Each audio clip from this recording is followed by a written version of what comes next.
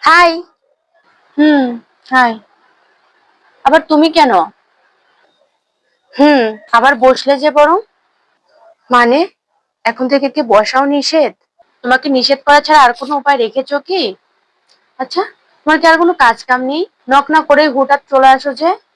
এভাবে কেন বলছো বলো? আমারও কি ভালো লাগে তোমাকে বিরক্ত করতে, কিন্তু কর্তৃপক্ষ পাঠার জন্য।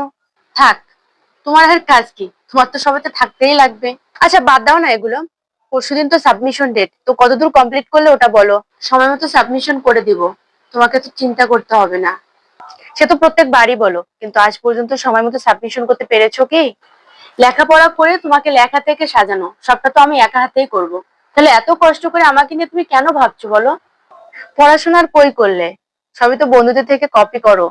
তোমাকে নিয়ে আমি যতই যা ভাবি না কেন, তুমি ভাবো আমি তোমার পিছনে একদমই সময় দিই না। কি করব বলো? এভাবে কি দেখছো? কিছু তো বলো।